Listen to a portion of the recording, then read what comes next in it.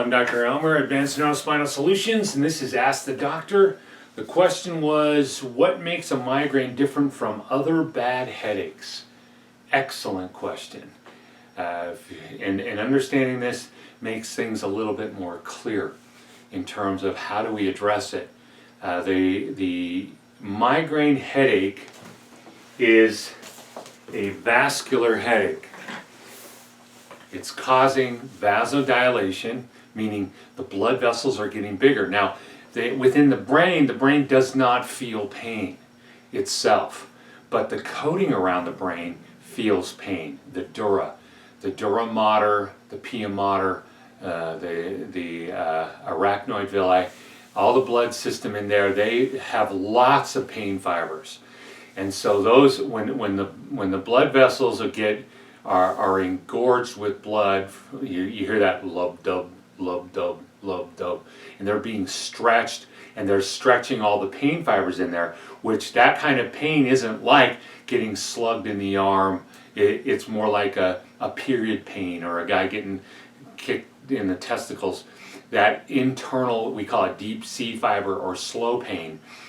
Slow doesn't mean it's not bad. It's worse than like when you initially get a fast pain, you get stuck with a needle really bad or whatever. That can be pretty intense. Or a fracture, the initial pain of a fracture is going to be that kind of pain. But then you get the deep ache, that's more of a C fiber pain, and that is hard to get away from, and it takes over your entire body. That's why it's so disastrous. Well, the migraine comes from one specific area. That's the midbrain. It's the top of the brainstem. So here we have the brainstem. This part is the medulla, this is the pons, and right up in here is the midbrain. And the midbrain itself is where everything goes through it. You've got everything that comes up goes through it except for sense of smell. And everything that goes down goes through it. So it's the busiest area of the brain. So when you ramp it up, you got a problem. When you ramp it up, especially abnormally, it's going to make life miserable. Sight, sound, smells, taste. In fact, I call them migraine-ish symptoms. You can have a migraine without the headache, where you're sensitive to light, sensitive to sound, sensitive to smells, but you don't have a headache. Well, you got a migraine because that midbrain is ramped up. Now, in the understanding of the midbrain, I'm going to give you some cool neuroscience concept here that the midbrain is the brain when you look at it like cauliflower. You have the stalk of the cauliflower, the branches, and the budding. That creates the brain. Well, the midbrain is the stalk. Now you say, what part of the cauliflower is cauliflower? The answer is all of it, even the stalk. Well, the stalk, the midbrain, is creating the different parts of the brain as it extends here. And so if you ramp this up abnormally, you've ramped up that whole side of your brain, and it's horrible. And the traditional thing is to give medication, traditionally Imitrex or something like it, and it's going to try to dial it down.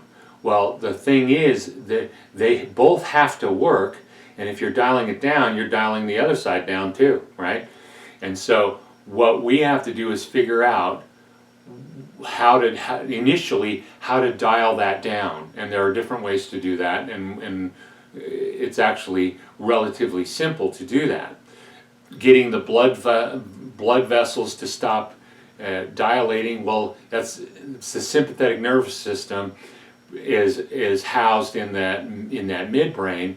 The cuneiform nucleus causes that sympathetic response, which dilates all those blood vessels like crazy.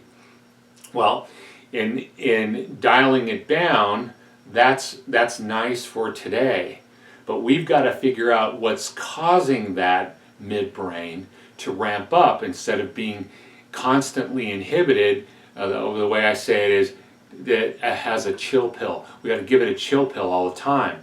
Your muscles in your body are the same way. Your brain has to constantly feed down and tell those nerves to back off, shut up, be quiet, or we'd be a ball of spasms. The essence of a stroke or a spinal cord injury, the spasms that are occurring, is because that we've lost the connection downward to tell that area of the spinal cord, we call it the ventral horn, telling that ventral horn to let those nerves shut up, to tell those nerves to shut up, so that they're like the other side, right? Same thing here.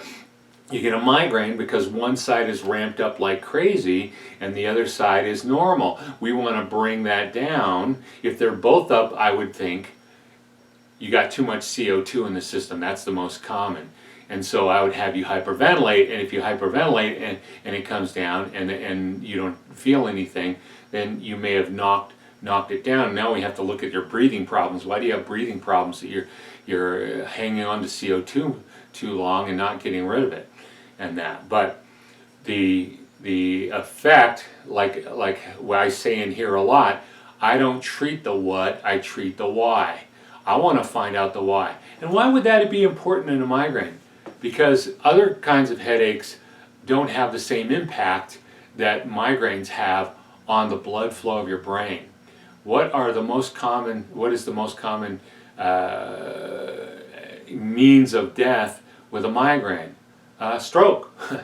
You're beating up the blood vessels so much that eventually they spring a leak and you die. And so I'm not saying that's going to happen in the next 10 years, but that's usually the outcome.